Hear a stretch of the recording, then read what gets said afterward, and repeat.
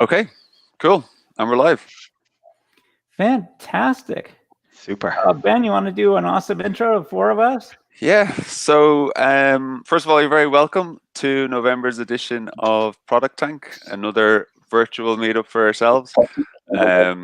We're happy to have you all on board. I think as well this evening we're joined from not just the Dublin community. I think there's a few heads that are dialing in from Cork, Belfast, Donegal, Derry as well. So wherever you're dialing in from, you're very welcome. We're thrilled to be joined by Gibson Biddle, who's here. He's in my top right or top left. I'm not too sure where you can see him, but Gibson, thanks so much for coming on. And then of course, Stephen and John as well. And then Gibson will be up first. And then we have Kevin as well, who is the senior product designer of an app that we're probably all delighted it's here. We're probably sick of looking at it as well at the same time, which is the COVID tracker app too, which is an incredible story behind that.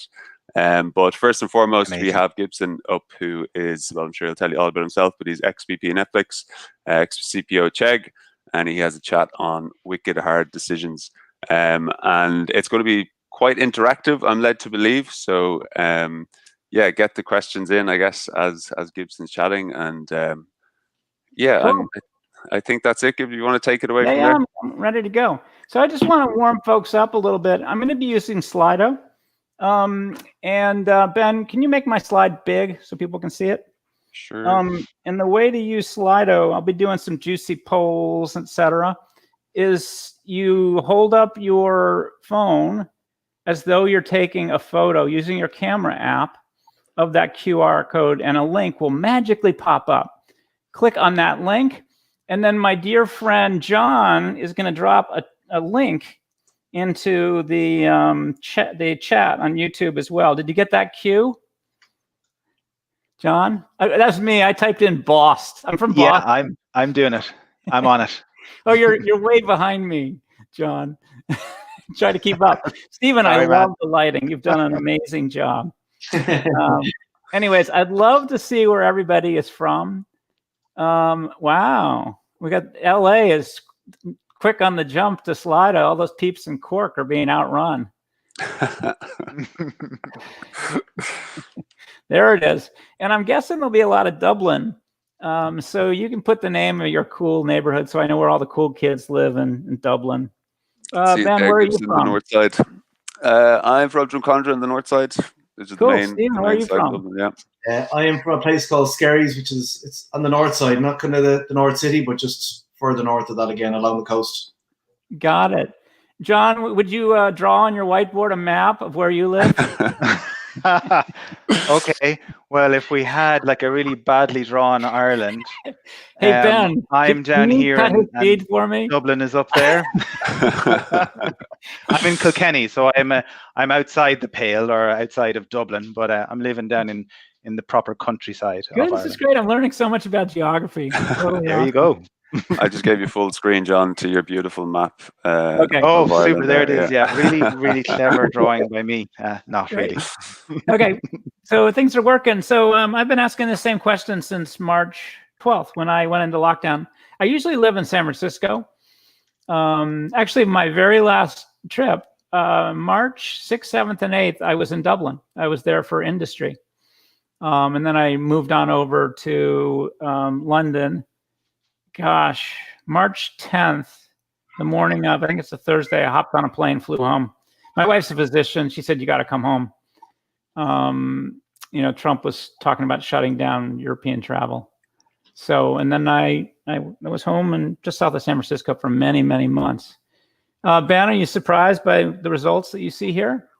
No, I don't think so, to be honest. Like, I mean, I know it's all kind of different countries, different nations impacted individually, but for ourselves in particular, I'd say not surprised to see, the top result there, given that we've just gone into another lockdown or in the middle of another lockdown. So yeah, it makes sense. Yeah, well, this has changed. It changes week to week, country to country. And this, you can answer this question as this is just intended to be fun. But tonight I'm going to talk about Chegg. And Chegg, the name, it's an ed tech startup. The name comes from what came first, the chicken or the egg. And it was because the founder of the company couldn't get a job because he didn't have experience. He couldn't get experience because he couldn't get a job. So he had a real chicken and egg problem. And so he did what all crazy entrepreneurs do. He started a company, and it worked out. And I think that was his first and last job. So it's all good. And there's a happy ending, that story. And then my expectation is very few people will say yes to this, but have you ever rented a textbook? Because that's what Chegg is about. Instead of students buying a new book for $200 or a used book for $100, they can actually rent a book for $60. So at this point, Chegg saved like $1 billion for students renting instead of buying books. And that's what Chegg is all about. And then the key thing is you don't have to take photos of every slide. You don't have to like take copious notes. I've already provided, there's a link here. The PDF is sitting there waiting for you. So we're here to talk a bit today about Chegg, Wicked Hard Decisions. And Ben did my background already, but I was at Netflix. I look for startups with a proof of concept that are ready to scale, and then I scale them. And then I go on to my next startup. So after Netflix, my next startup was called Chegg. I wanted to help take an ed tech company called Public. My wife's trying to cure cancer. She cares a lot about the good of the world. And she's like, Gib, what are you doing? You're encouraging binge watching at Netflix. So I went back to education. And I actually happen to be in Boston right now. My daughter has bilateral patella compound fracture, so she just needs a lot of help. And Boston, I'll do my accent. My boy's wicked smart, and that's where the wicked comes from. It just means tough decisions. And really, this talk is about the question, is making these wicked hard decisions, is it strategic genius, or is it practice art? And I think it's practice art, so I'm going to give you some practice. If anybody out there has been to business school or law school, I'm going to be doing a few case studies today. And the key thing with cases is I don't give you a ton of information, so you're allowed to ask questions. John's going to be monitoring. John and I are both monitoring the YouTube chat. You can ask questions there. I'm hoping you get enough data to form an opinion, and I'm also hoping there'll be a little bit of a debate. If we're lucky, we'll hear one between me, Ben, John, and Stephen. All right, so we're gonna dive right into the deep end of the pool. I'm gonna do one case for you, and then I'm gonna back up and I'll give you a lot more context. But when I joined Chegg in 2010, it was probably around 40 odd people, and at one end of the hallway was Dan Rosenzweig, the CEO, and the other end of the hallway was Greg, the CFO. And it was very apparent in my first week of work, they were saying two different things. Dan was saying, grow, baby, grow, okay? He was saying, get out there and get as many customers as possible, and don't worry about the business or profit. And then at the other end of the hall was Greg, who was saying, crap, we got to demonstrate that there's a business model that works in order to get our next round of investment. We can't spend money like it's water the way that Dan is. And so this is Greg. I actually knew Greg. He was on the board of Netflix, and he was our CFO at Chegg. And so I went into Dan's office. I asked him a simple question. I said, Dan, how do you prioritize these three things? Growth, engagement, and engagement is a proxy for product quality. How good is your product? And monetization. And that's sort of a measure of economic efficiency. Can you make money so that you can reinvest it in building an even better product in the future?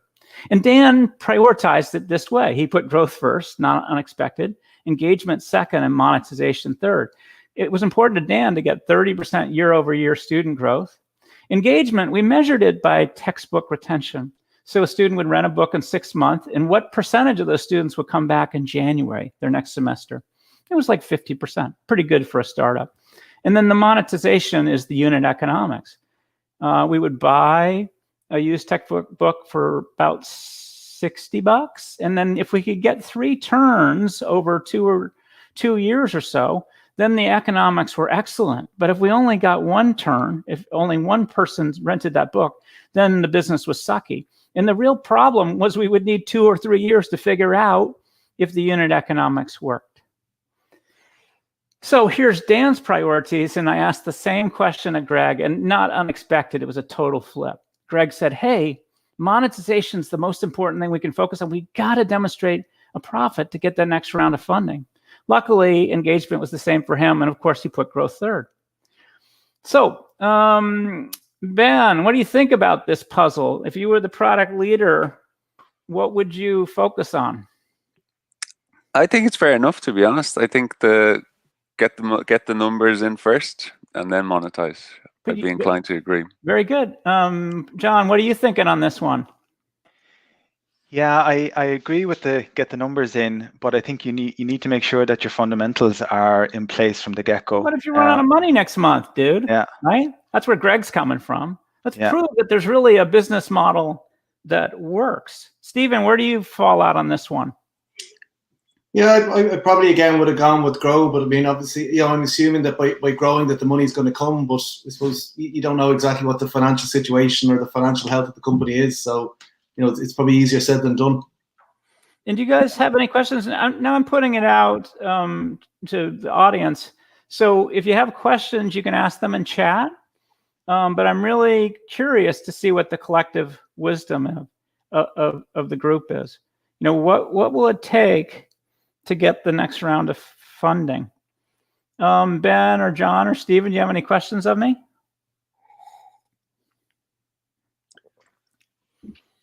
Yeah, I've heard lots of leaders talking about the whole monetization part, and I think a lot of startups tend to think, oh, I need to get the numbers in, and then they go out for a round of funding, and people start asking them numbers questions. So I think you need to be prepared for the question, not necessarily how important it needs to be in your strategy, but you need to be ready for the question.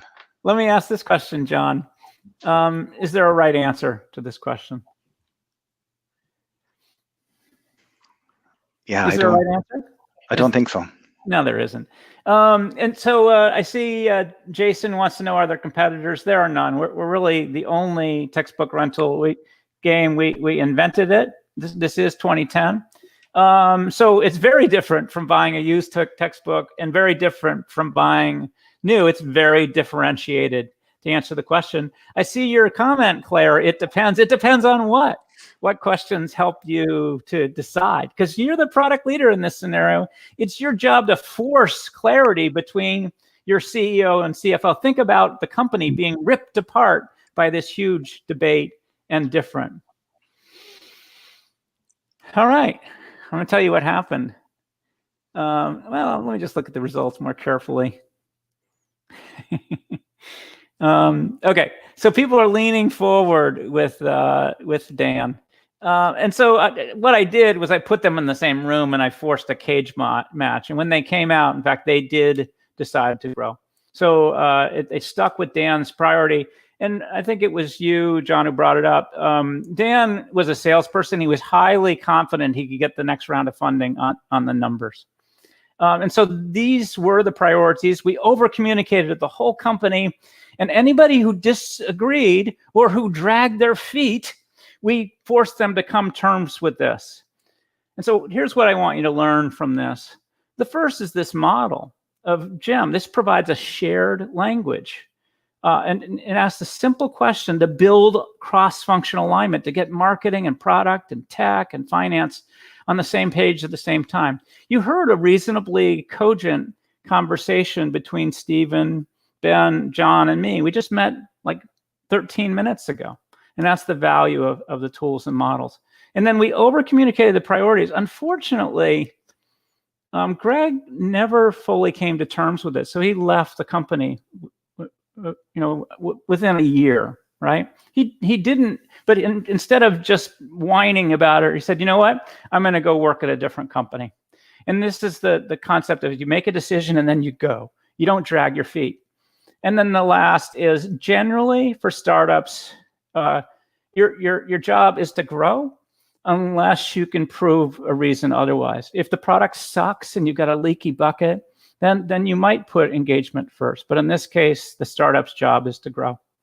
All right, thank you for playing, Ben and Stephen. Stephen, I really admire your lighting. Ben, if you could pull him up again, I just love seeing him. He's going to tell ghost stories afterwards. He's got a flashlight down here, which is freaking awesome. Okay, thanks for entertaining me, Ben and Stephen. All right, so we're going to go into the main talk. I'm going to give you a lot more upfront context. I've got 3 more juicy cases, and then I'm hoping to abstract things into 10 decision-making principles for you. So the startup, this is what Chegg looked like in the early days. It was trying to be a place that college students would buy and sell couches. In the United States, it was sort of intended to be Craigslist for students, which is a really bad idea. You can tell that it sucked. I mean, all startups suck at the beginning. And then Mike Maples was one of the angel investors. He suggested that they try renting textbooks. And the proof of concept was we would buy a textbook on Amazon, send it to the student with a note, please send it to us when you're done. And that provided a proof of concept of textbooks rental, and it worked. So I joined in 2010 when I saw mail rooms at San Jose State University full of textbooks. And we got better over time. And this is what Chegg's looks like today. A lot better than that sucky beginning. So here's a brief history of Chegg. It actually started in 2001. That entrepreneur was from Iowa State. He launched it. And he didn't take any VC funding until 2006, 5 years, sort of, wayward confusion. 2008 was the beginning of that first proof of concept of textbook rental. And in 2010, it really worked. Our net promoter score was about 70, which is awesome product quality. And we rented 2 million textbooks that year. And then just so you know, we did achieve my goal. Tail end of 2013, we went public at a $500 million market cap, and it was freaking messy and dirty, a disaster. 2015, we figured out how to begin building these digital services, different from paper textbooks going back and forth. And in 2020, in March, before COVID unleashed itself, the company was at $5 billion. And a month later, it jumped up to 10 billion because students were all online. Today, it's about 600 million in revenue. Half is textbook rental and half is these digital services. And this is a mission-based company. We were trying to do good for the world. We were putting students first.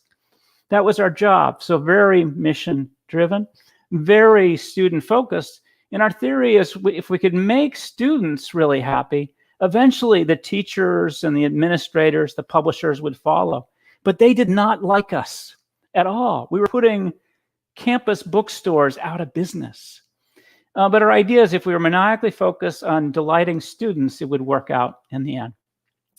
This was our Chegg manifesto.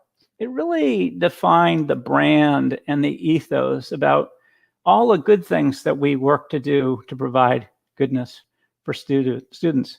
And my product vision was pretty straightforward.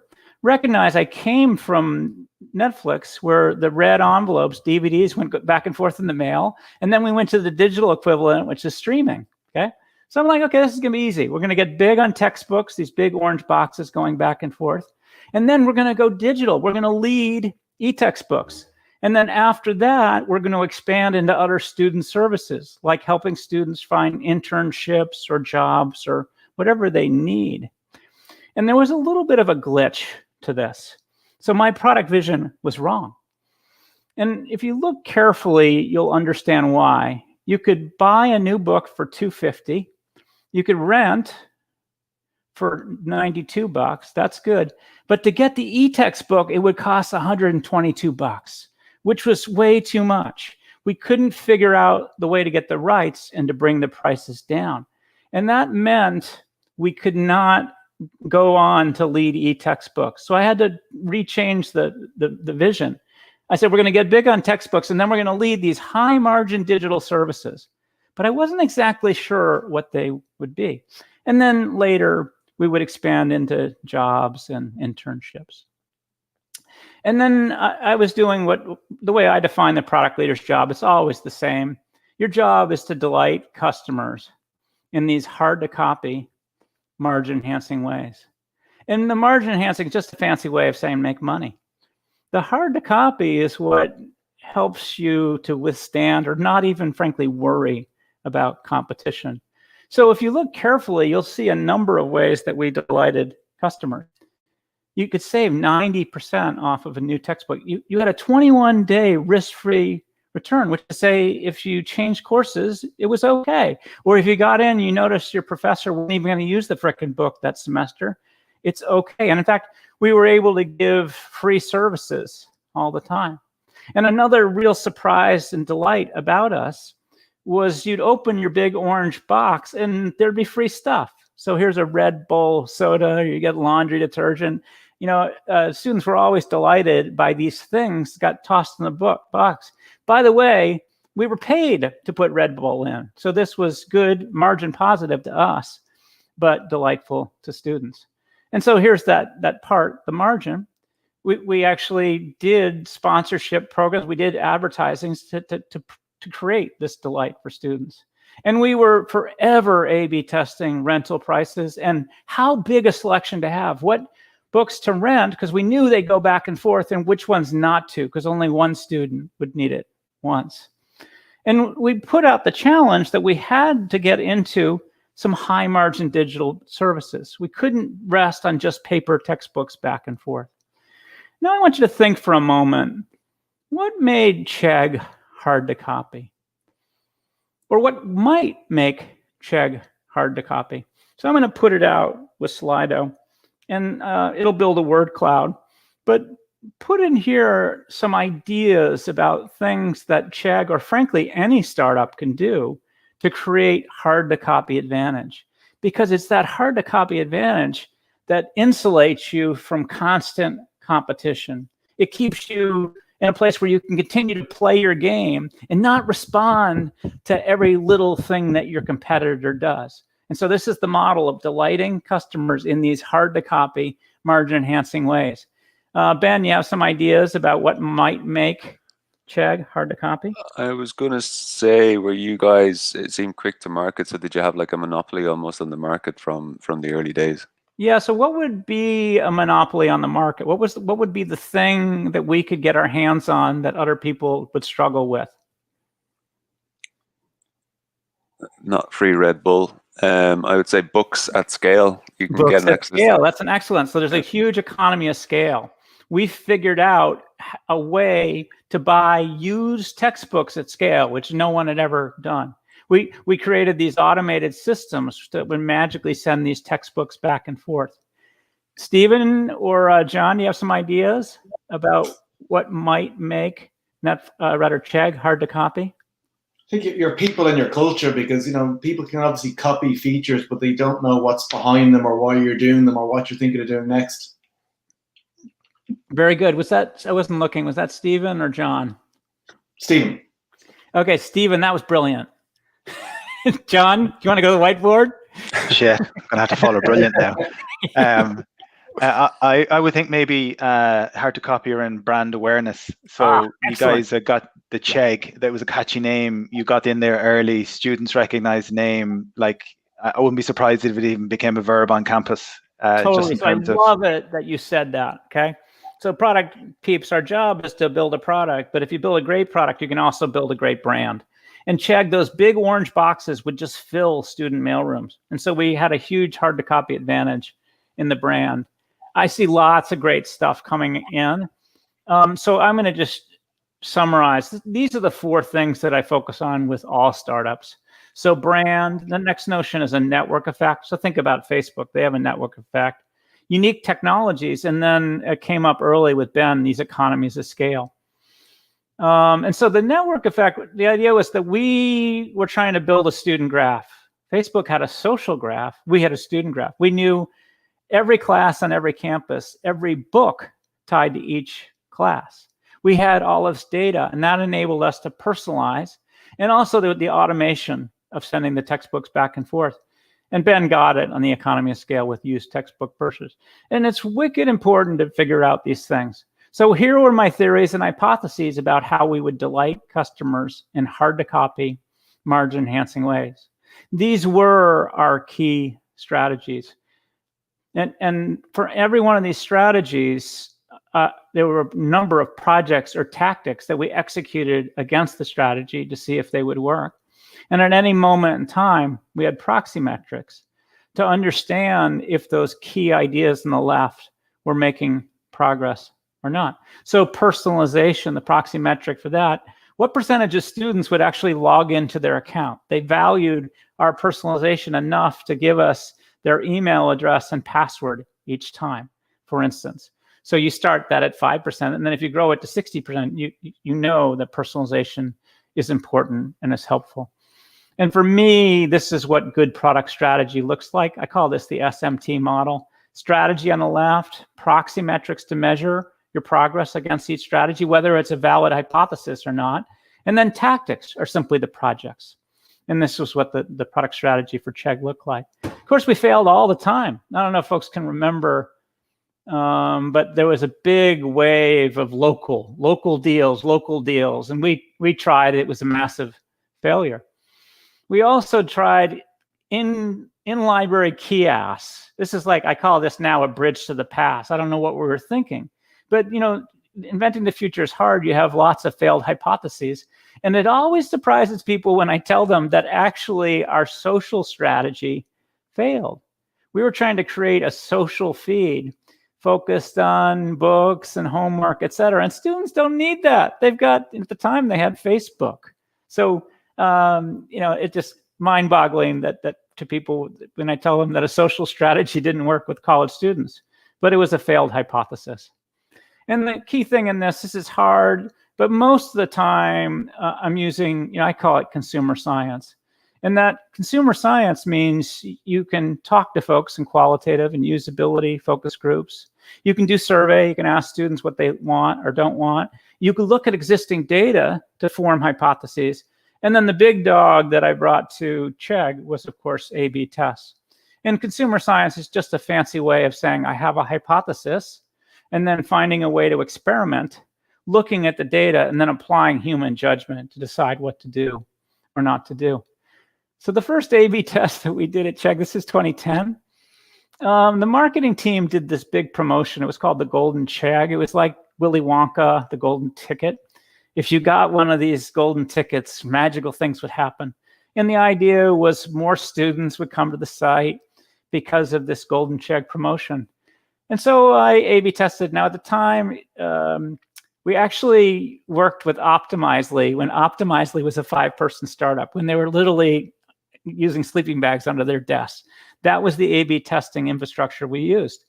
And the first key learning was all of the metrics were improved if you got rid of the frickin' Golden Chegg. This animated character failed to build credibility. So you'll notice in the growing up of Chegg, the Golden Chegg, or even the egg character, the Humpty Dumpty thing, was lost. All right, so I've given you more context, and now I've got 3 more wicked hard decisions. John, is everything cool? We've just got one question in from Carl Byrne.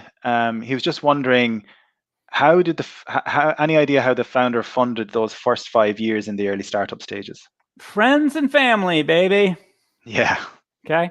So there's really 3 tests in the early stage of a startup. You have an idea, and then and you're convinced it'll work, and then you have an idea that you convince your friends to work with you, and then the 3rd stage is you convince your friends and family to give you money. Okay. So he went through all of that over 5 years. It's a great question. Thanks for bringing it up, John. We have one more in then just early days was from Rajat, who was just talking about unless you've got trial users when you're in that startup stage, it's hard to prove when you've got only trial users, I think what his point is, if you're trying to think about your growth strategy. Yeah. So for us, you know, the important test was would students rent textbooks? So recognize nothing was working before we rented textbooks. And then when we first put a really kludgy idea on the site about, okay, you can rent a textbook, it freaking worked amazingly. So my point here is good ideas are not brittle. Okay, they're not fragile. that fundamental idea of spending only $60 on a rental versus $100 for a used book or $200 for a new book was just, gold for students. So in that early period, we knew that we had something that worked. And the real question via my growth, engagement, and monetization case, the first one I did, could you build a business around it? And it took us multiple years, but yes, you can. Okay, so this first case is we need to experiment with the future. And we think it's going to be about e-textbooks. We don't know how important or not important a part of our digital future it will be. And there's a 10-person Israeli team. And the question is, should we build this e-textbook reader ourselves, or should we take the established one from this team in Israel? By the way, it would cost us $10 million to buy them. But the basic question here is, should Chegg build their own e-textbook reader, or should we buy this team as a way to experiment with the future? Ben, John, or Stephen, do either of you have strong formed intuition on the right response, the right answer here, or you have questions of me? I often think around this question is, does it add to your core competency? So like e-text books and your rental text books feels very close together in terms of that. It does. And Yep. if that's close, then is it something that you should expand and have that kind of the IP rights and ownership over, or? And that's just been my opinion. If it was far away, then maybe a buy situation is better. You're saying if you think this is important, then you should build the capability yourself, right? By the way, John, how do you feel about spending $10 million for this team? It's in my back pocket, no problem. Okay, good. You're one of the cool kids.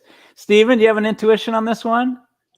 Yeah. I mean, my fear anyway with the buying is, you don't always know what you're getting yourself in for, or maybe you're buying something you realize you don't need. At least if you're building it, it's easier to kill it, and you can kind of grow it at the rate you want, and you have a little bit more control over it. I mean, maybe you buy it, get into the buy at a future stage, but I would always be kind of reluctant to do that too early. Very good. Ben, make the argument for why we should buy this team and not build the capability ourselves. What's the argument? Okay. I was going to answer it for Bill, so now I'm on the spot of why we should buy. I guess we get a head start, right? These guys have been at it for a while. Right? They're the experts in the field. Yeah. And what do you want to learn or not learn? Does it work? Will it work? That is the key question. In that context, speed is good, right? Yeah. Ben, how do you feel about the $10 million? I'm just thinking there, I think you said maybe this was in 2015. So I think it's probably a healthy enough phase for the company. So yeah. I don't think 10 mil is probably, in the grand scheme of things, okay, it's a big price tag, but for where it would get you and the opportunity that lies ahead. Hey, Claire, I saw your question. Yeah, you are buying the team and the tech.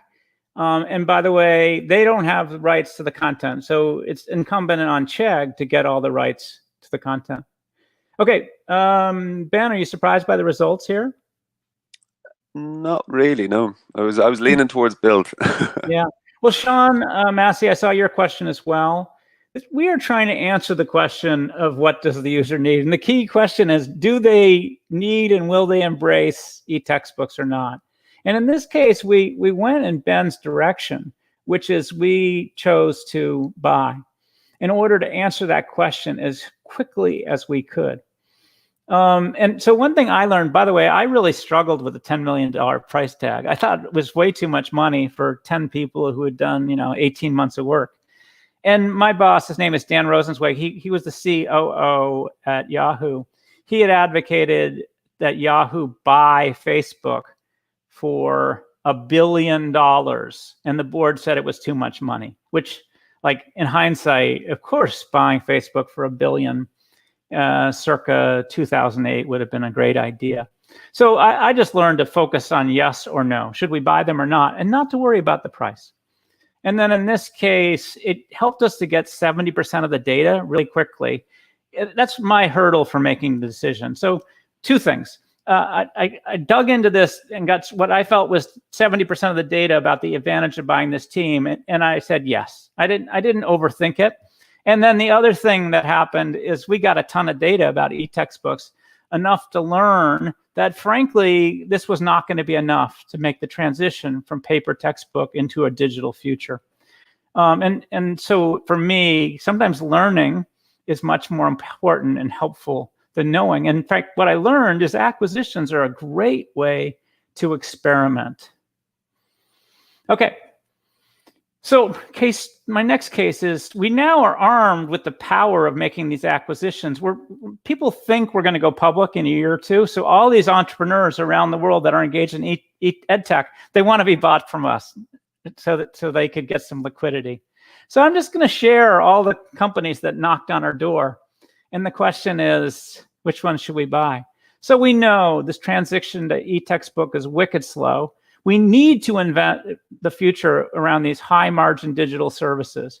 And there's a problem with textbook rental. It takes a lot of cash. You buy a book and then you wait, 2 or 3 years to see if you get a return. And so we wanted that high margin digital business. And now we believe in a year or two we can go public. And that means all these punk startups want to be bought by us. It's a way for them to get liquidity. So I'm going to share some companies. And the question is, which company should Chegg buy? So the first one is called CourseRank. This is 5 engineers on Stanford. At Stanford, this is how you would pick your course. And they extended to 20 other campuses. And the interesting part was that they were getting all that student graph data. They knew all the classes on every campus and all the books tied to every course. That was interesting to us. By the way, no revenue, no business model. Another is called Student of Fortune. This is a crowdsource online help. 2 bright engineers were bringing together teachers and students all over the world and getting homework help questions answered in a community-based way. A little company called Crampster, they actually had a team of 1,000 folks in India that were answering all the odds and even questions in the back of textbooks. 1,000 textbooks. And this was Crampster. And then Zinch, basically student profile for high school students, like LinkedIn for high school students, getting student graph data for high school students.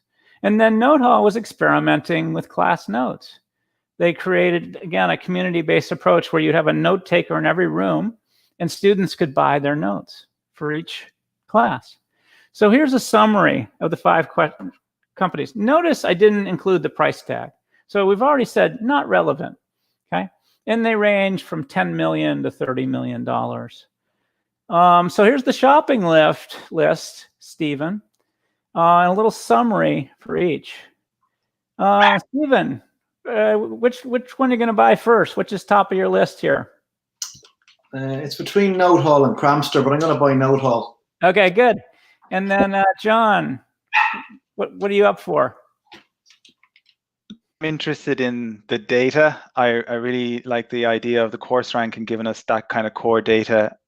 Good. You talked about that the others, you had gone down the social route and it wasn't a winner. So Good this insight. one seems like a good one. Ben, what's on your shopping list? I'm coming too late to these. John's stealing my answer as well. I want to go for CourseRank as well. Tell me why. Yeah, similar enough. I think the data that they're sitting on and that they can sit on is just really complements the data that you're after. And I think it would help you kind of scale up to get to that IPO level in the next year or two. Okay, so Fiac, Byrne, I can see your answer, but you guys can you can respond via Slido. We'll see what the collective wisdom of folks all over the world is on these 5 choices. And at some point, someone will discover that there's a slight trick to this question, but none of the panelists, if you notice it, you don't have to let the world know. Anyways, and I call this Slido shaming. So if you haven't done it yet, the way to turn on Slido is hold your phone up. And John, if you could drop that link into chat on YouTube, that would be awesome. I'm holding up my phone using my camera app, and a link magically popped up. And now I'm able to answer the question as well. Ben, do you see any themes here? Looks like node haul and course rank, although I won't. There's no spoilers though, but I'm starting to second guess my own answer. Got it. Well, did you notice, Ben? I let you go first this time. Even was stealing all your answers, right? Yeah, damn him. Okay. All right, we got 41 responses. So let me just tell you the punchline here. The YouTubers, tell me if you noticed the one trick. So I'm going to tell you which we bought, and the simple answer is we bought all 5 of them. So you'll notice you could have clicked on multiple. That was my one trick. And here's what we learned from this. Okay. So CourseRank and Cramster that were the 2 that were very successful for the reasons you said. CourseRank gave us the student graph data. In Cramster, they're step-by-step solutions tied to 1,000 textbooks. That's how we launched our homework help business. Those were 1,000 textbooks, very much in demand. And we started with a very simple thing. It's now called Chegg Study, but this is how it began. You could get step-by-step answers to all the questions in the back of your textbooks, both the odd and the even questions. We debated all of these things. We made some mistakes. Okay, I pointed out that price was unimportant. But the key thing is over the course of 6 months, we bought all 6 of these companies, and we were committed as a company to figuring out our digital future. And it worked out in the long term.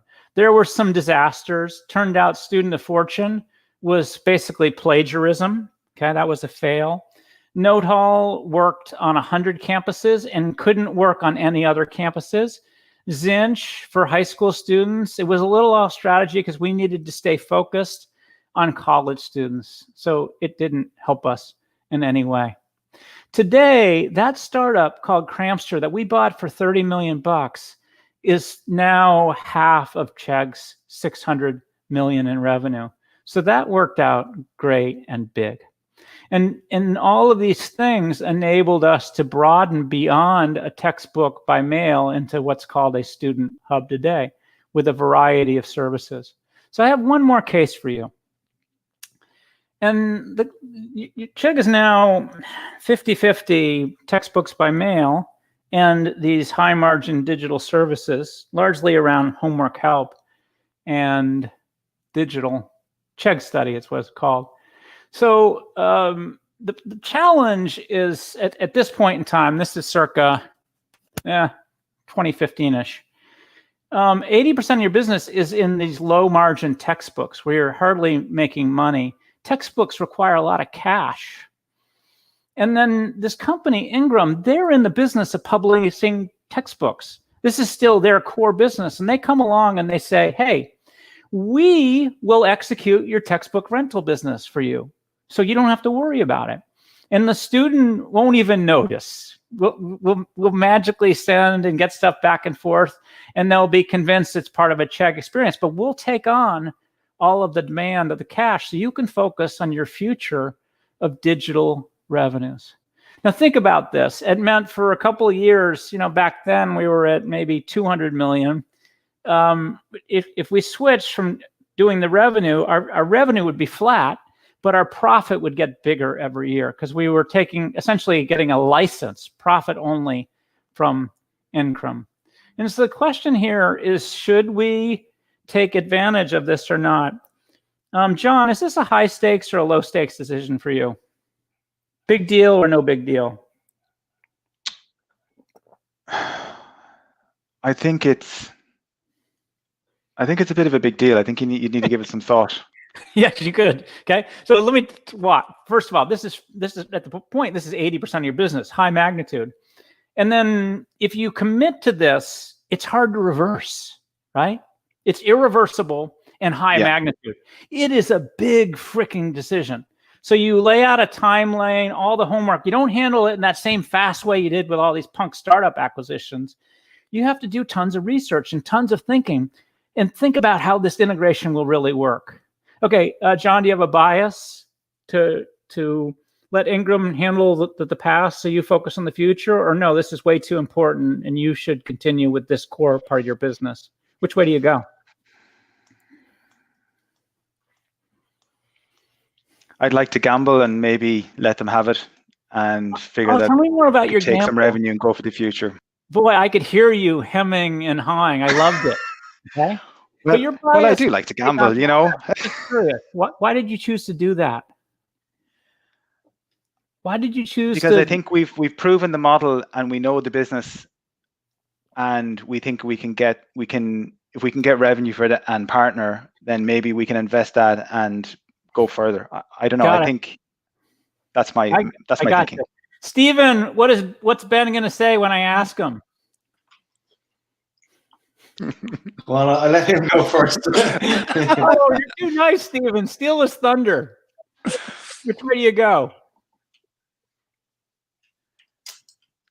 Do you I am going to hang on to it. I'd like to gamble. Say it again. No, I got to keep the control of the company myself. It was the core of what we were there to do, so I'm going to hang on to it.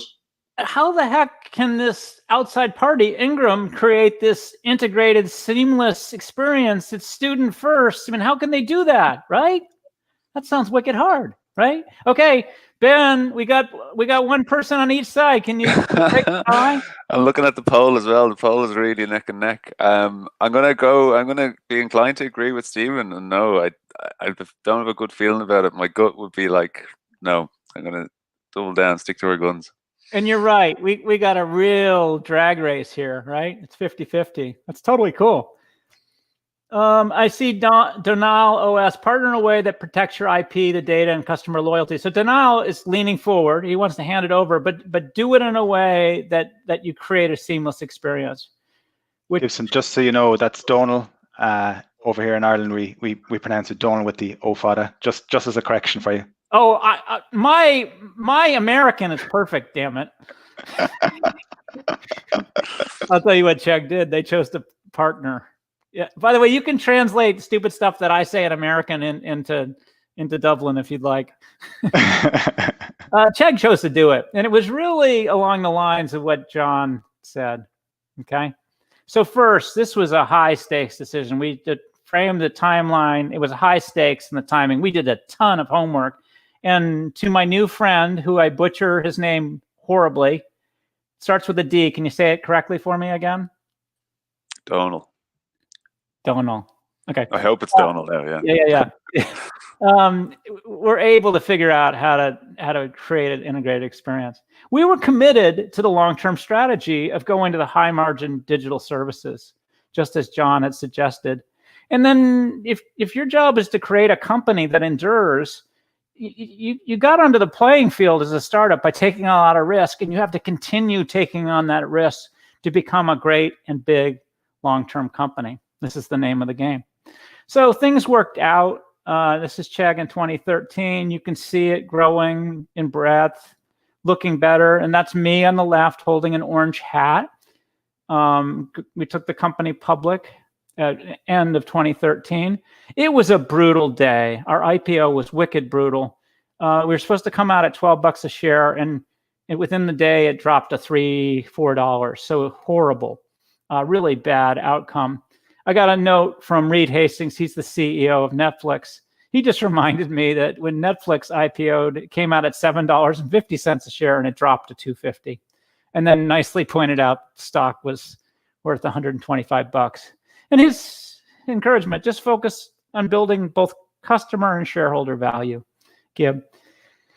Oh, we had to do a lot of rallying the troops. Yes, I know that the Germans did not bomb Pearl Harbor, but someone in the community put the Chegg shirt on John Belushi. I just thought it was cute and funny. And then it worked out. Chegg is doing exceptionally well today with a variety of personalized services and all that stuff. And so the strategy largely worked. You know, social failed, but all of these things enabled us to create a company that has lasted 20 years, and I hope it will last another 20 years. And there's really just one more thing required, and that is patience. It takes a long time to build a great company. And you can see it's a very, very slow ramp up in terms of the value, the market cap of the company. And then you can see that really big jump up. That was COVID. So sometimes it's just about being in the right place at the right time, surviving long enough to take advantage of opportunity. So I just want to bring it home with some decision-making principles that I think are helpful. So you guys were awesome today. The asking questions, deciding, forming your opinion. And then we got a wonderful debate going with John, Ben, and Stephen. That's the same job for you as product leaders within your company.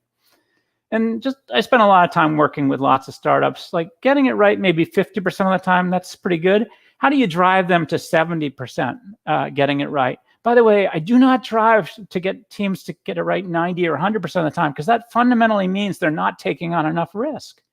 You're going to be failing if you take on real risk, which you need to do. So have a strategy, tactics, and metrics. Practice this consumer science. A lot of decisions are not hard. A/B testing reveals the answer. But most of the things I shared with you today, in fact, all, you couldn't figure out via A/B tests. You just had to make a decision and go. Frame the stakes and process. So the Ingram partner deal was high stakes, very long and well-defined process. The other ones, were fundamentally quicker. And then get 70% of the data. Once we had 70% of the data with Chegg, we just forced ourselves to make a decision and go, because it takes way too long to get 100% of the data. And then embrace risks. John did it nicely in supporting the Ingram partnership. And if you take on risks, you're going to get it wrong, and that will help to build your humility, which is needed because this is frickin' hard. So my intent as I close out here is to encourage you to read an article that I wrote called The 10 Habits of Making Wicked Hard Decisions. It's on Medium, and my friend John will be dropping links a little bit later. But here are the 10 habits that I encourage teams to make. So I'm just trying to get you intrigued with that article, okay? So, and I'll go over it very quickly. We've talked about this concept already. And then making a provisional decision, I was forcing John and Ben and Stephen to do this. Like, what does your intuition say? And then get additional data, and then make the decision. And then here, is it a high stakes or low stakes? Most of our decisions are actually relatively low stakes because they're low in magnitude and they're reversible. We tend to worry too much about every decision we make. And I saw some wonderful chatter in YouTube, what's best for customer, okay? Can you bring their voice into these debates? That's wicked important. And then be open to these big long-term bets. The theme here at Chegg was to be open to get to the future of digital. And so lots of things along the way to make that happen. That's where long-term thinking, that product vision was super helpful. And then think about the strategy, your ability to delight in hard to copy, margin enhancing ways. Most of the time, if you follow the strategy, we're right, and occasionally we're wrong, which is social. But think about how strategy informs. And then culturally, sometimes the company culture informs the decision. And then do you have 75% of the data? It's time to make a decision and go. Don't overthink it. Your decisions do not get better with time. My wife forces me to wake up on a Monday morning and just decide whether or not I'm going to take the new offer or not. As she says, Gib, your decisions never get better with time. And once you make the decision, commit to it. No second guessing. And when you get wrong, commit to learning. So that's the sort of high level of this article, how to define, how to make these 10 habits of wicked hard decision. With that, I'll say thank you. If you know me, I'm not quite done because there's really just one more thing that I'd like to do. Sometimes I feel like I'm a street performer doing my best to breathe fire. And this is that awkward moment where I am passing the hat, except I am not asking for money. I would love, love, love, love, love your feedback. So John, it would be incredibly helpful if you could drop that link into the chat for ask for feedback. But I am holding up my phone and magically a link popped up for SurveyMonkey this time. And it's a scale from 0 to 10, 0 sucks and 10 is great. Choose whatever number you'd like. This is actually my 592nd survey. This is my consumer science for doing talks. And then it asks one other question: what's one good thing about this talk and one thing that would make it better? And it would be amazingly helpful if you could give me that feedback. This is the same QR code on the left, but I'll point out that I built a page for you. If you go to gibsonbiddle.com/Dublin, you will find all of the links for 2 different articles about product strategy and making wicked hard decisions to give feedback. The PDF of this presentation is sitting there waiting for you as well. And with that, I'll truly say thank you. I can see that John is going crazy sharing the links. And my friend Ben, I think we can kill my slides and let's bring back this amazing team, including Professor John with his whiteboard. Stephen, your lighting is really awesome now. It has improved. It has improved. That's so exciting. Ben, would you like me to answer a couple of questions, or would you like me to make some time for your next amazing speaker? Do you know what? Why don't I think we have Kevin here as well, so I might bring Kevin in. And Kevin, I don't know, actually, we could do 2 in 1. I don't know if Kevin, I know you're on the spot here, Kev, but you're very welcome. Do you have any questions for Gibson? No, it's just the contrast of, building a company up over 10 years, and the contrast of what I'm about to talk about is kind of wicked decisions in a 3-month period. So, like I saw a lot of similarities just crammed in. But no, it was a great talk, Gibson. Thanks a million. Yeah, well, it's beer time where you are, right, Kevin? Wednesday, yeah. I've been drinking orange juice and coffee. I have a coffee here. Well, I'm going to let Kevin, I'm going to let you do your thing. And Ben and Stephen and John and Kevin, you guys were all fantastic hosts. Thanks so much, ProdTank Dublin, for hosting me and entertaining me. It's been great to be here. And all that stuff is just sitting on my baby website whenever you want it, guys. So thanks so much. Thanks so much, Gibson. Thanks, Gibson. Yeah, we really appreciate it. And we hope to maybe see you in person in Dublin sometime soon. You're more than welcome to obviously come over. If you offer a beer, I'll be there. Well, yeah, we offer Guinness on tap and lots of it. So I can't no wait. Excuses. Thanks so much. Have fun, All Kevin. the best. See you now. Goodbye. Thanks. See you, Gibson. Take care. So with that, then leaves us with yourself, Kevin. You're very welcome to ProdTank, and we're really excited. I know it's a bit of a contrast here. What you said Gibson achieved in 10 years, you had in a couple of weeks. But for context, Kevin came in to give us a kind of overview of this talk in Smartbox. And I think it blew all of our minds, given how close everyone felt to it as well, and kind of how much attention it got. So it was a great story to hear, and I think there was actually just heaps and heaps of personal takeaways from this story, and to kind of hear how it was kind of conceived from day one to where it's at now. I think it's an incredible story of scale and Irish success as well. Yeah, I think it's kind of similar to what we had there. Get the questions in as you think them, and we'll kind of we'll feed them into yourself, Kevin, as they come in. But I think I'm not too sure, John or Stephen, if you've anything to add to that or want to say anything. No. Grant.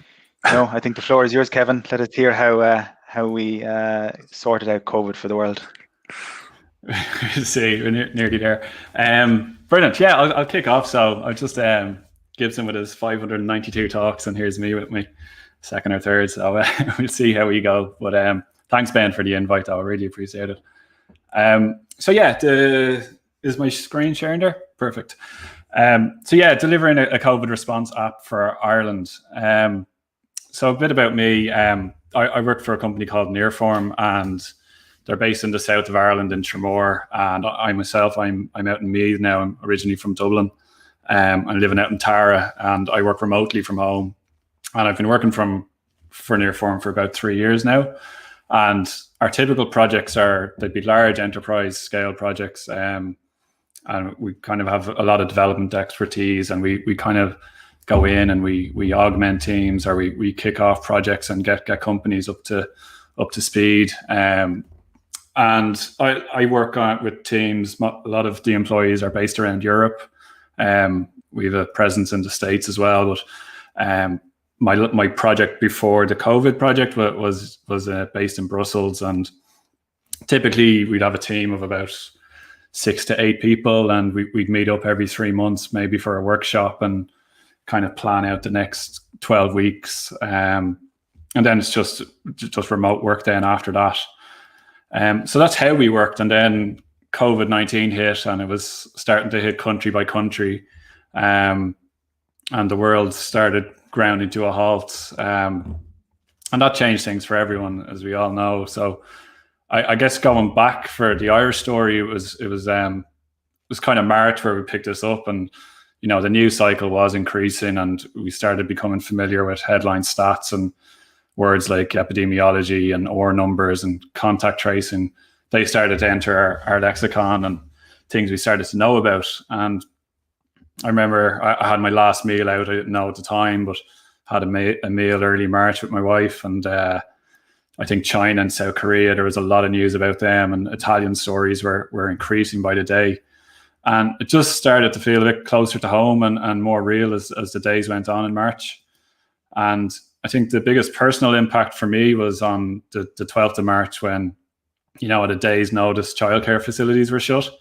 And I kind of have my own office here at home, and it's been, my little oasis for 3 years. And suddenly the calm house turned into my wife working from home and our 2-year-old running around. And, we were tag team in the office whenever one of us had a call, and the 2-year-old tugging at our heels.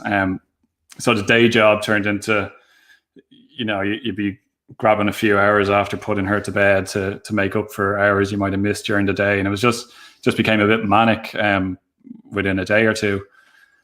And towards the end of that week, things were pretty, the numbers were really going up in Italy, and we have a number of Italian colleagues, and we were just seeing headlines and this scare kind of news about it. And Sonia in Nearform, she organized a call with the Italian colleagues, and it was just brilliant. It was they were based in different parts of Italy, and they were describing their experiences, and it became familiar to us probably a month or two later, but it was good to hear the human side of it, and they were all doing okay, and it wasn't as bad as was being made out in the shock headlines for them personally, but it was a realization of what was coming, and it just gave a sense to us in Ireland of what would be around the corner. So then on St. Patrick's Day, I'm sure people remember, our Taoiseach at the time, Leo Varadkar, gave a national address and preparing us for the worst. And I was sitting on the couch, and my wife was 7 months pregnant, and we were holding back tears, and we didn't know what might happen in the coming months. And I couldn't suddenly go to hospital appointments with her, and I didn't know if I'd make it in for the birth and things like that. And we were pretty frightened. And that weekend, then on March 20th, Singapore released a Trace Together app, which is a Bluetooth proximity-based digital contact tracing app. And Jason Bay, he was the Singapore product owner, and for that weekend, he was the most popular product owner in the world. And every jurisdiction was trying to get in touch with him, and how did Singapore pull this off? So other countries had started similar journeys to build a system where they could use technology to speed up, warning people or identifying close contacts. And there was lots of constraints, and there was technical constraints and constraints around data privacy. And Ireland was exploring how they could do it. I didn't know this at the time, but the HSE had started to look into this, and they made a few explorations. And off the back of the Singapore release, that they made a decision to go for a Bluetooth proximity-based contact detection. And it was Mother's Day then, I think, on the Sunday, and a Slack message appeared from Helene, our COO. And, I was at that point, I was kind of feeling helpless, and, I'm a designer, and, you kind of, COVID was just step back. There's not much you can do, and hopefully other people smarter than you will figure this out. And then Helene sent a message, and there was an opportunity to possibly work on something with the HSE. And so myself and Jeff Simmons, we jumped on a call 20 minutes later with Helene and Colin Hart, who is our technical director, and he would have been heading up the project. So yeah, we had an opportunity to work on a COVID response app, but we had to prove we could do it first with the HSE. They hadn't decided to go with Nearform or anything. And so the plan on that call was, could we get a prototype together for the next morning to show them? So yeah, it was kind of Nearform. They take work-life balance very seriously, and remote work from their inception. So it was a left field request, but it was just, it was easy to get behind, and one that like we jumped at. So yeah, myself and Jeff jumped off that call on the Sunday, and we just got down to it. And it was like, what did we know at that point? So when you were trying to solve, being too close for too long, it would be Bluetooth. It was to augment contact tracing. It wasn't to replace it or anything. There was mention of kind of a symptom checker aspect and information around the COVID response from the HSE, and it was going to be privacy preserving and privacy first. So that's what we knew, and we'd some post-its, and we hopped on a call straight away. And I guess us being used to remote work, we were, we had the Slack message, we had the call 20 minutes later, and myself and Jeff were working 20 minutes after that. So Jeff jumped into a tool called Miro, which people are probably more familiar with this year. It's kind of a whiteboarding tool, but you can kind of use it for getting wireframes up and running quickly. That can easily be shared. And I started to look at initial screens and setting up files and trying to come up with a style guide. And we had some photos of post-its and stuff that the HSE had sent, but we didn't have much else to go with. So we really had to make tons of assumptions that night.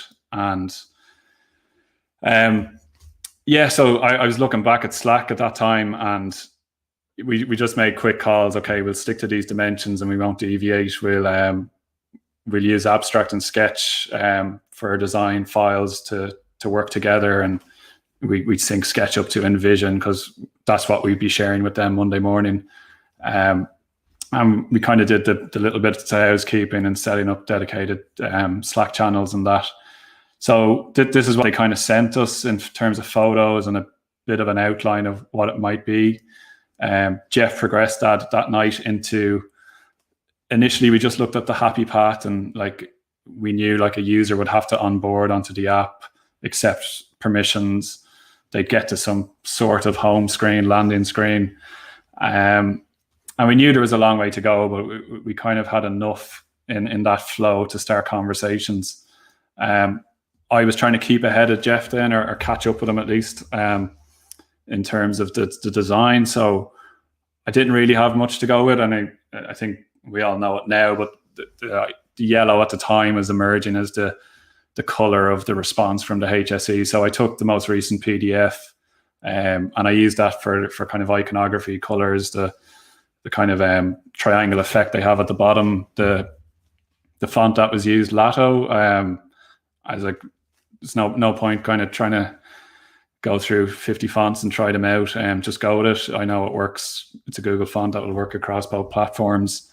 And then I looked at the HSE website, and I was able to grab content and iconography. There was a symptom checker there at the time. So I was able to take that and take the colors and that from the HSE. So from there, I was kind of create these building blocks before I dug into the pages themselves and the views.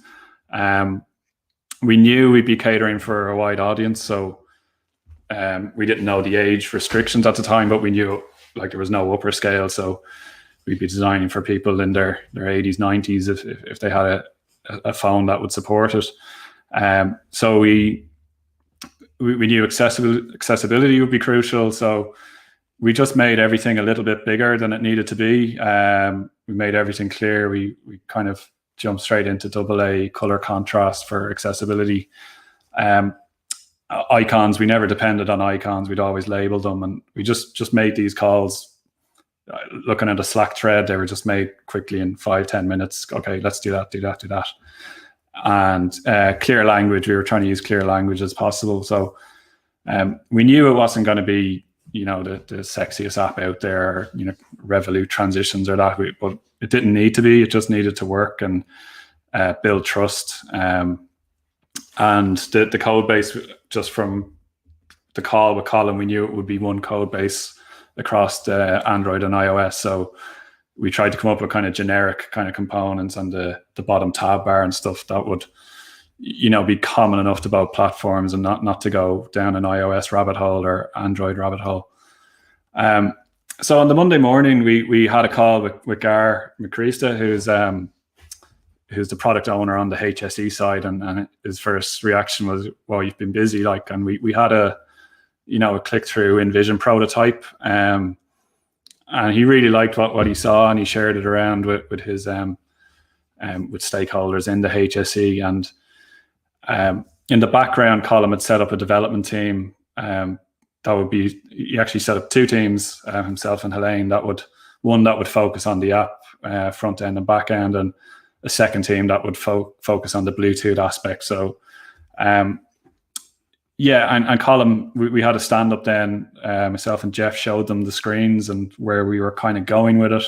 It was far from complete, but there was a lot there that they could work with, and they started to work on that. And Colin asked, could we give them a working APK by the Friday of that week? And, the dev team said, we'll have something by Wednesday. And it was one of those projects. It was just a great attitude from everyone who joined, because it was that kind of one-off project. And so we really kind of kicked off on that Monday after the design push on the Sunday night. So that week we iterated on the prototype and we tried new ideas. Every hour nearly, we were getting more information. We started to have a better understanding of the permissions we could use, the stats we'd have access to. The working title back then was Fight Together. As the week progressed, we kind of had a bit more concrete of a flow. We knew onboarding would be really important, and we put a huge importance on that from a design perspective. So, it would be up to the government and the HSE to convince people to download the app, and we didn't want them to get to that point and then struggle. So we just tried to control what we could control, and we really wanted to get that right. And the core team, I guess there was a core team of, we didn't throw everyone at it in Nearform because it would have just become too hard to manage. So it was a tight unit, and we kind of kept the Bluetooth team separate to just let them work on that. But every kind of day there'd be a new person added, there'd be a new stakeholder introduced, there'd be shared Slack channels between the HSE, and you'd be introduced to people on the data protection side, on the marketing side, and like during that week you might be on a call at 9 p.m. at night with someone you'd never met before, but you're trying to figure out the correct copy for user testing the next day. And it was just a crazy pace, but it was, that week we got a lot done. And I got an email on the Wednesday of that week to say like the initial designs would be user tested with remote focus groups on the Thursday and Friday. So like I'd never seen a pace like that. And design started Sunday, dev Monday. The following Monday, we had a functional APK on our devices. We had a round of user testing done. There was a qualitative research report done from the Department of Health.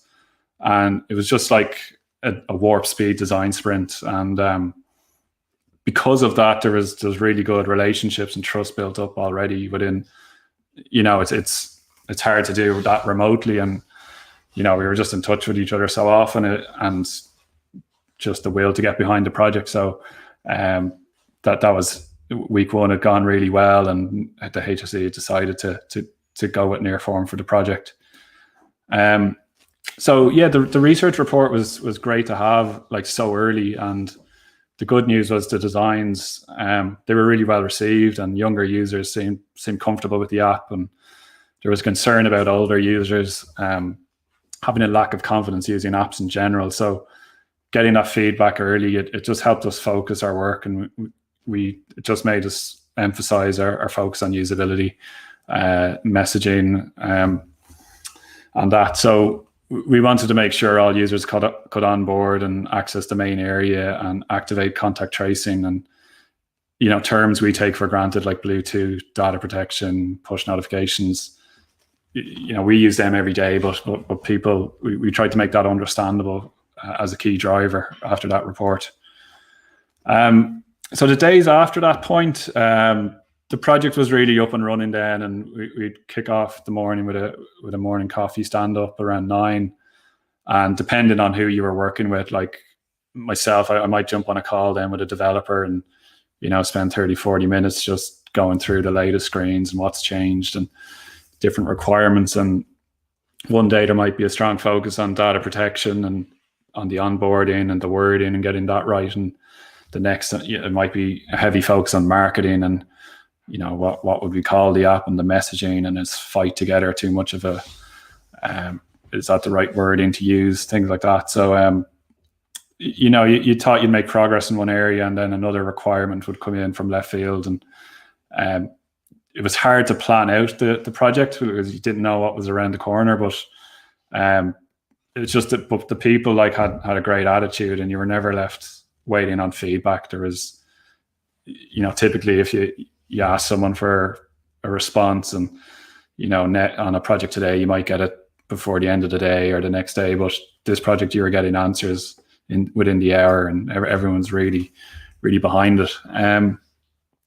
So moving into April, the traction started to grow, and around media as well. Like the media around the apps grew globally around contact tracing efforts. And the UK, they trialed and scrapped an app that on the Isle of Wight.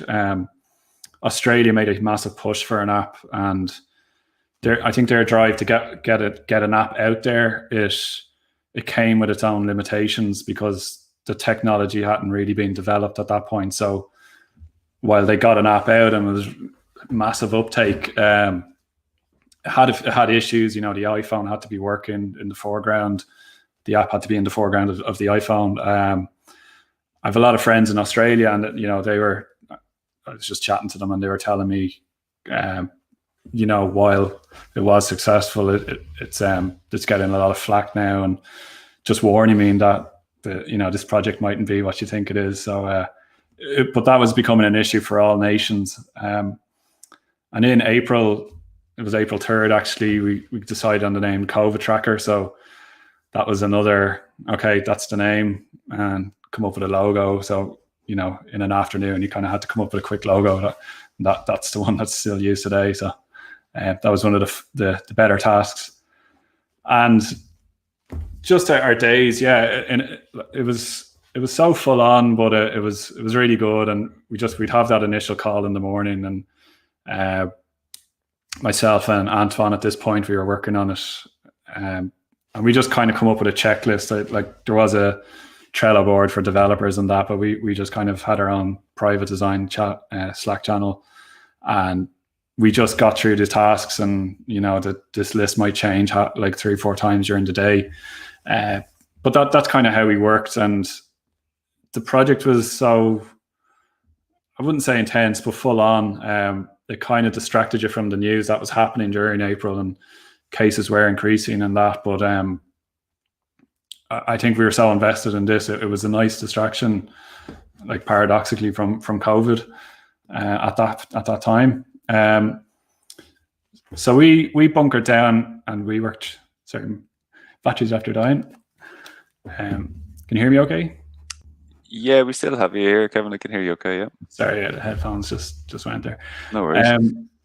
So we bunkered down, worked through the design and build, and there was a lot of criticism emerging about privacy concerns over the centralized, decentralized approach. And just the centralized approach, the HSE, they would have known what's called an index patient. So it's someone they could identify as a source to help trace the other contacts. But from a citizen approach, there's privacy concerns, and So for the user, the decentralized approach was the most privacy preserving and probably the one that would build the most public trust, but it probably made the contact tracing effort harder.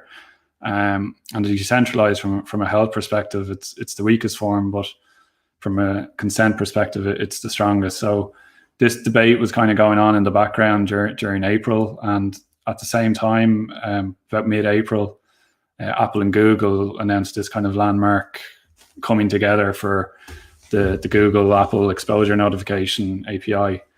And that was going to help devices communicate. It was going to solve that problem that Australia was having about detection in the background and that. So it was kind of a groundbreaking moment for the technology, and it would really improve the effectiveness of the exposure event exchange, but it was based on a decentralized system. So it was a privacy win at the expense of epidemiologists' information. So this was, I guess, going back to Gibson, that this was the wicked hard decision for the HSE, and it would probably be the right move, but we were getting close to having a good app. But if we went with this approach, rewriting code, and it would set the launch back, weeks, and there was a limitation that this technology only worked down to certain devices, so it was only going to be supported from, I think, iPhone 6s up. So it was a big moment for the HSE, but it solved the privacy issue, and the HSE decided that they would go with this decision. So Colin kind of said, from a tech perspective, that they were throwing away a few thousand lines of code, but he was happy to do it, because it was the upside was brilliant. So we kind of had the app, I guess, designed and functioning, but everything in the background had to be rewritten. So that was kind of the end of April, and there was a running joke at the start about, we kicked off in March, and we didn't have a launch date, and it was like, we didn't know if it was 2 weeks, 3 weeks, 6 weeks, and it was running joke, would my new arrival arrive first or the app? So I wasn't sure if I'd get in on the day, and I was saying to Gar that technically I work for the HSE, so send me a pass there. But no, I'd managed to get in, so it was all good. But because of that, I got to take a few weeks off as well. So so moving into May, then my colleague Antoine, he kind of took over the design reins while I took leave, and the curve was starting to flatten then in Ireland nationally, and people were, where's the app? We knew that lockdown would end in the next month or so, and I think there was a lot of people looking for the app, and the rebuilding of it, technically, it meant that testing had to down tools. They weren't going to test something that wasn't finished, so the rebuilding had to happen, then going through the testing of that, and a few of the onboarding permissions had to be changed because of the new API. So Antoine coming on at that point was brilliant, because he'd fresh eyes, and he could analyze it with fresh design perspective. So yeah, while it was the right approach, there was a bit of a backlash, that this was pushing out, and people were starting to doubt if it would be ready at all. But it pushed things into June, and by June, I think, so cases were low, and the app was back in heavy testing. QA testing was happening, design QA. We were checking test flight bills and Android SDKs on test devices.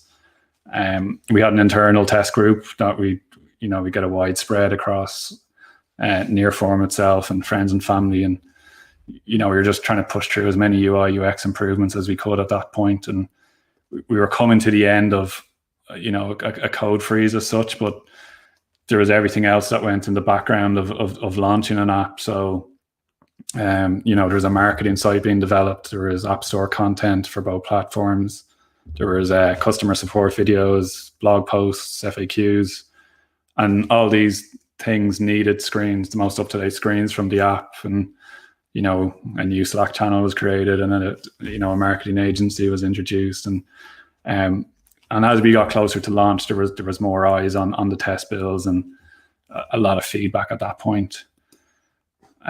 So in June, the news throughout June was ticking along, and the UK then at that point agreed to adopt the Apple Google approach.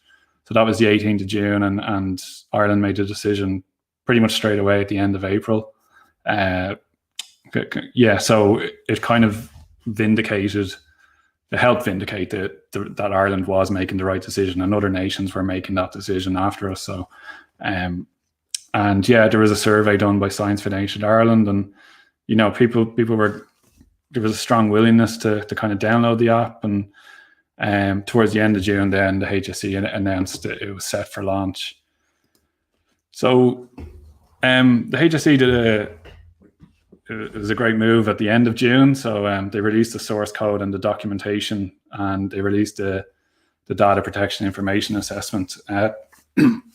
So this was the first time the HSE had open sourced anything. So it's kind of in our DNA in Nearform. So we kind of had to bring them through the process and the benefits of why we do this, and they got fully behind it, and it was driven by transparency, and we could show how the code worked, and people could dig into it, and it just gave people kind of on the privacy side, they could read the DPIA early and give their feedback. Developers could dig into the code and see that everything was above board, and that we were standing behind our kind of privacy first approach. So that kind of came out on the 26th of June. But in the meantime, the Irish government went through a new formation, and that delayed the launch.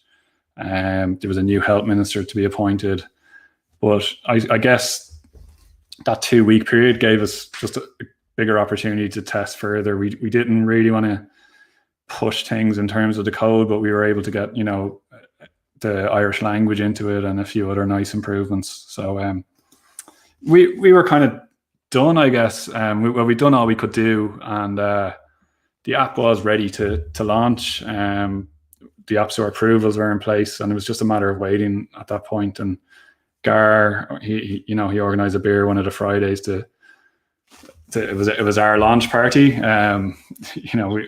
didn't know what the reception would be and if it would go down well or anything, but we just kind of were looking back on 90 days of madness. But it was just such a rush of a project, and in both ways, it was brilliant. But yeah, we just knew we'd given it all, and hopefully it would go down well and work, more importantly. And here's some of the people who were involved, and I'm probably missing a few, but there was the HSE and the Department of Health, Department of Public Expenditure.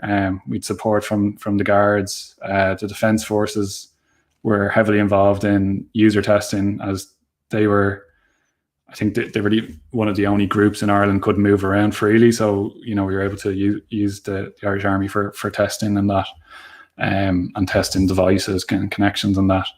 CSO and OSI working on the stats on that, and NCBI, they've done a lot of work post-launch, particularly on accessibility and making sure that it's available to as many users as possible, and kind of for screen readers and that. Explio, we worked with Daily. They would have been on the Daily stand-ups, and they were involved in all the testing. So we built up great relationships with them. ISAS on data protection, edge scans, cybersecurity, and Science Foundation Ireland and Esri would have been involved in those kind of research reports. And those reports, they're all up on GitHub. So that early one from March can be seen with the early screens right through to kind of launch. So July was, the country was emerging from lockdown at that point, and you only have one chance to launch an app of that scale. And I think the HSE, they put themselves in the best position to gain trust. So it was a simple URL, covidtracker.ie, that was, very quotable for politicians, for HSE, for on radio.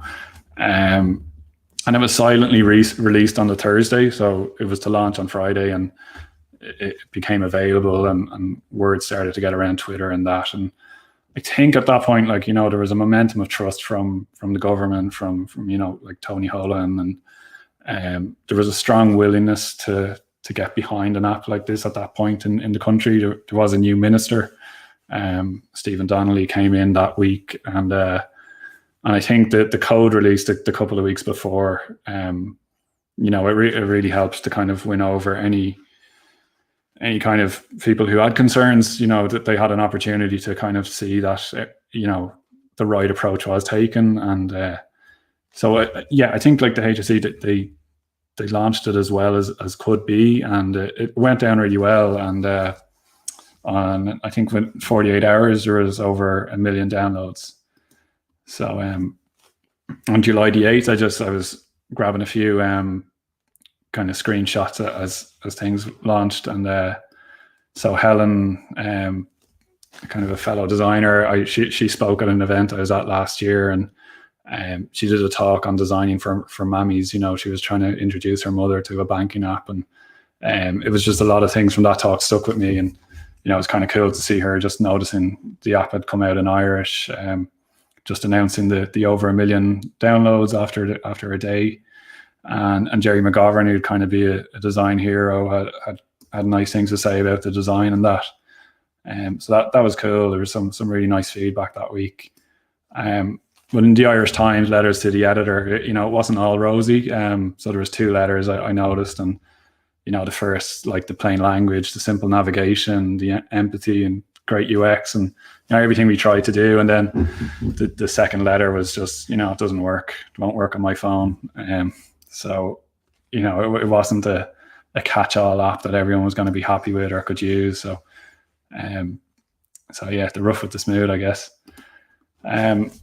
So yeah, like the bigger picture then. So the HSE's primary role is the responsibility and care of people in Ireland, but they're after building this really cool app that works for contact tracing for a global pandemic.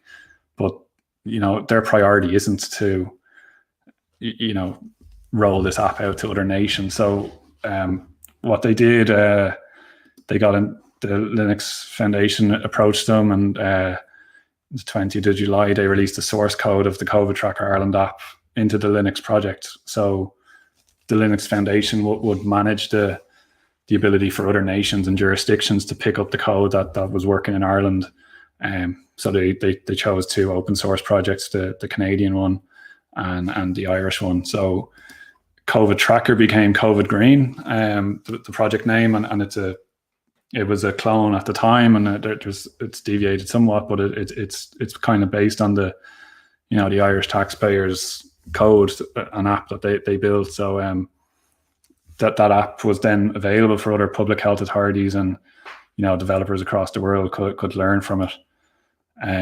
For Nearform ourselves, from that one night in March, I think we've now 7 or 8 of these apps. So Northern Ireland came soon after, Scotland, Delaware, Pennsylvania, Gibraltar, Jersey, the island, and New York and New Jersey, the states. So I would have worked on 3 or 4 of these, but it was shared across teams in Nearform, and we dip in and out of, and I guess we've released a few of them, but they weren't kind of replicas. But I guess going through that kind of pain of the 90 days, the 100 days, we had a lot of learnings, and their projects have run smoother, and we didn't have to, we knew what kind of technology we'd be using from the start, and it was a lot easier to plan around the subsequent apps.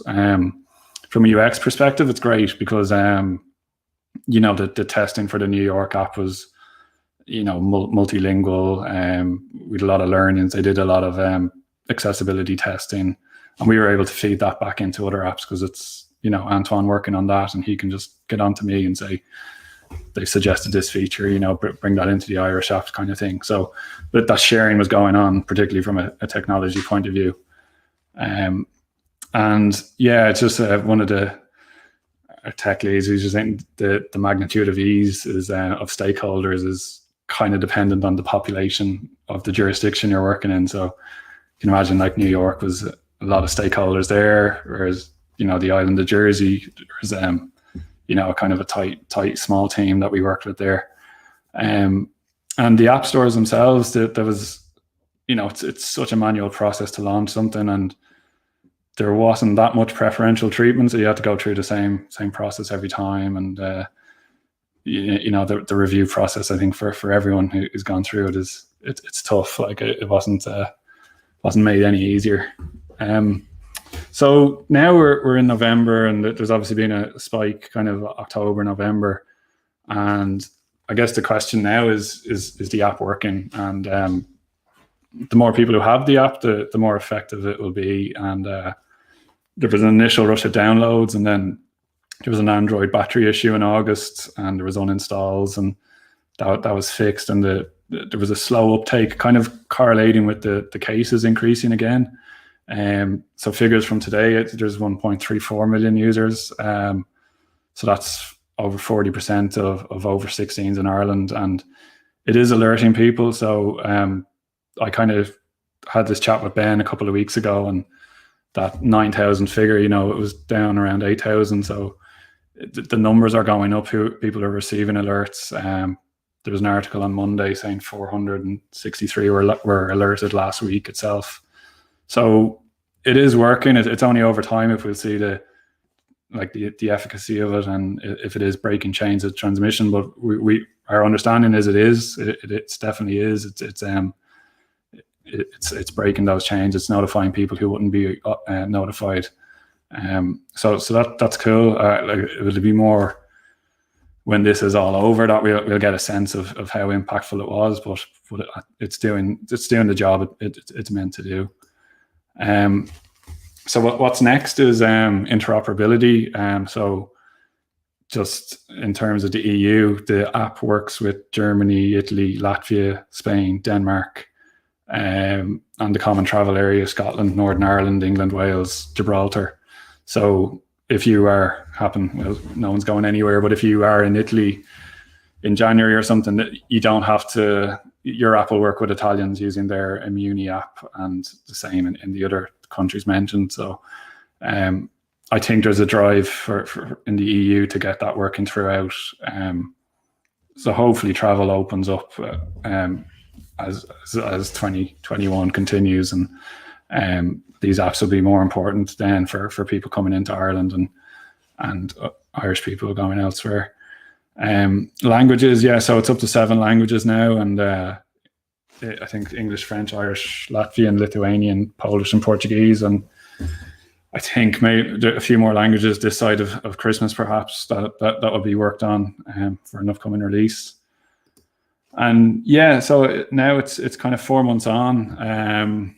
So the New York app was kind of a big launch recently, and as I said earlier, like, we're learning and sharing between the teams, and you know, pausing contact tracing was a feature requested by Jersey for their medical staff, and that's brought into the Irish app. And there's things like that we're constantly sharing between the teams, and you know, it's kind of good to know we're not alone.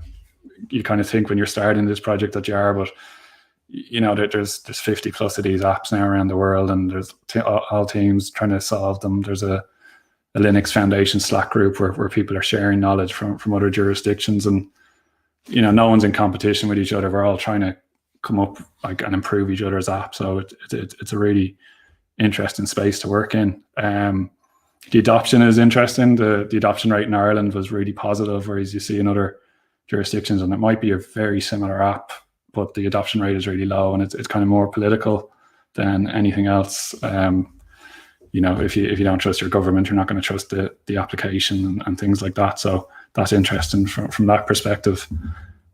Personally, yeah, it was a whirlwind few months, but it was really rewarding. And it was hard to take a breath during the project, but now kind of from October, there's been a chance to look back on the work that's done, and the workload has decreased, and it's smaller kind of updates now. And just having that chance to chat with Ben last week and here tonight, and just look back on the project, and again, and maybe in 6 months, and see how effective it was. And you know, it was a daunting project, but I don't think like any designer would turn it down if it, you know, was presented again. And it's one that I think everyone would jump at it if they had the opportunity. Because it's not often you get to design for your parents, your friends, and family and the community at large. So I was actually up in Temple Street this morning, and I bumped into an old college friend, and you know, he was, oh, the app, yeah. Like, and I was like, oh, cool. Like that, someone I haven't seen in years using the app, and he started giving out to me about how I was eating his battery last month. So it was like, again, right, you can't win them all. So, but no, it's cool to see people using it. It's great to hear that it's working, and yeah, I just hope it makes a difference in the grand small part in the grand scheme of things, and we get over this madness soon enough. So yeah, I'll hand back to Ben. Nice one, Kev. Thanks so much. Squelga as well. Classy. I'm going to add the guys back in as well, because can you hear us now in your headphones? Yeah, they're working now, I think. I just didn't want to risk it. Cool.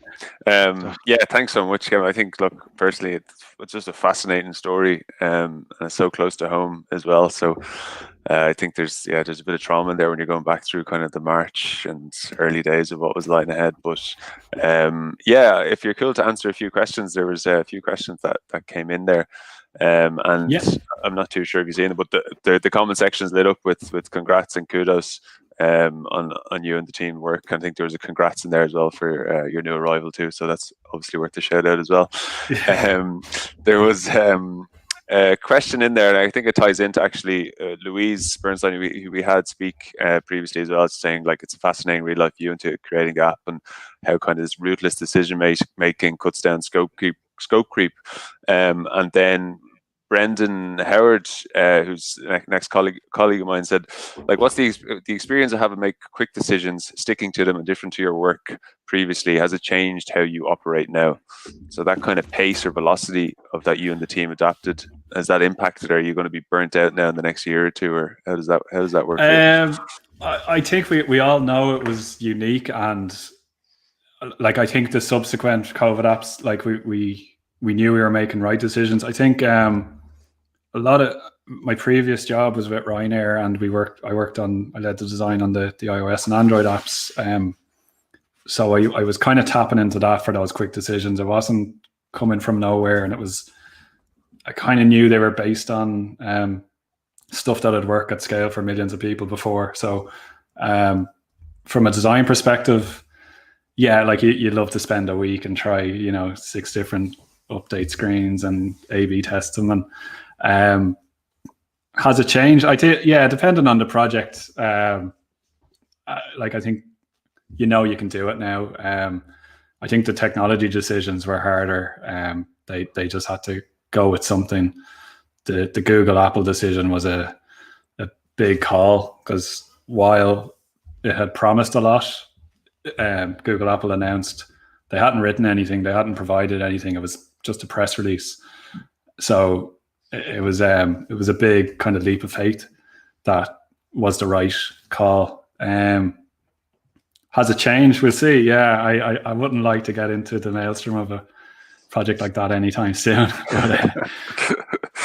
But that's fair enough. And sorry, did you one of you lads have a question there? No, just first off, Kevin, congrats. It was an amazing project to see as an outsider, seeing it all unfold through the media. It seems like there was a lot of things went your way as the project progressed, from that open sourcing of the code to the decision of Apple and Google to kind of come together on a decentralized versus centralized, political will in the country, the good design. What would you consider maybe was the pivotal moment, or was it a combination of moments? Yeah, I think the timing went our way. Like we probably had something ready that could have been released earlier, and if Apple and Google hadn't come up with something, we might be in a similar to Australia situation where people have an app that they weren't comfortable using, and trust kind of went.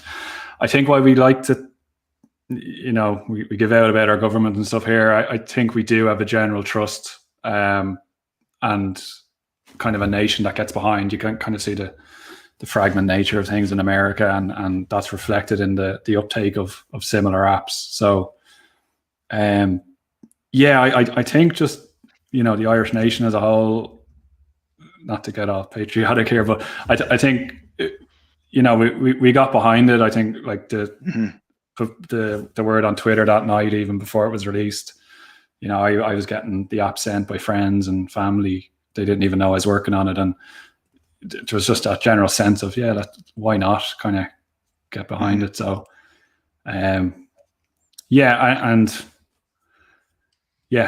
did go in our favor as well. I think, the releasing the code was a great move, I think, because there was a bit of bad press kind of leading up, and, is it going to do X and Y? And being able to show that it didn't was really positive. So. Yeah, I thought that was an amazing move because, as you said, in the media and the way the noise was going about these apps was like, it's going to, especially in the UK, I think it was getting bad press around the public-private and etc.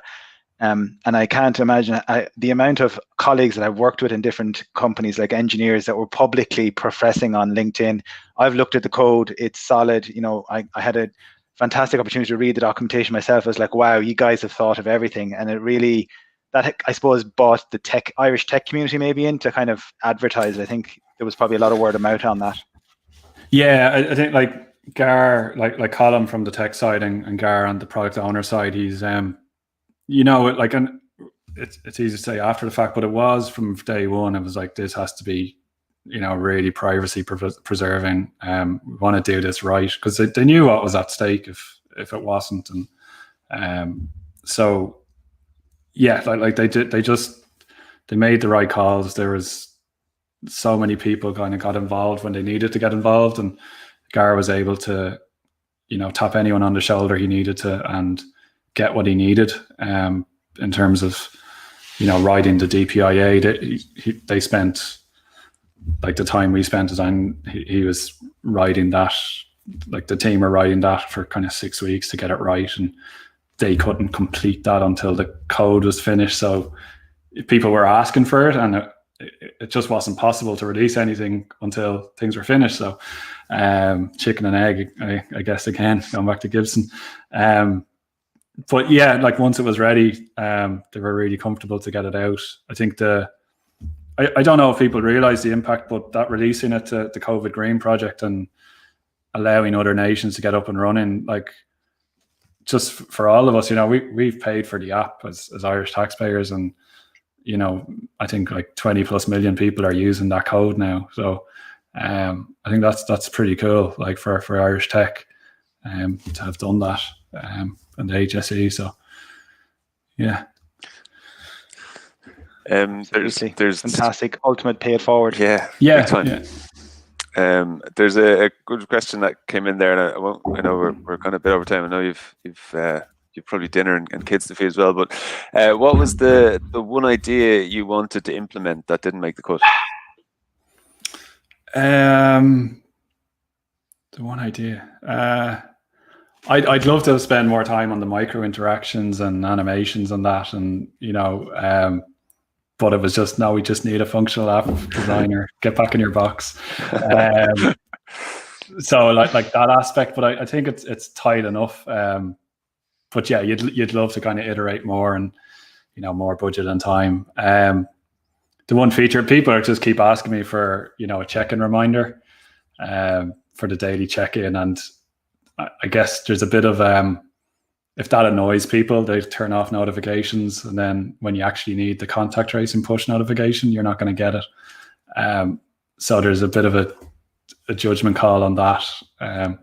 So I think that's why that was kind of paused or not introduced at that point.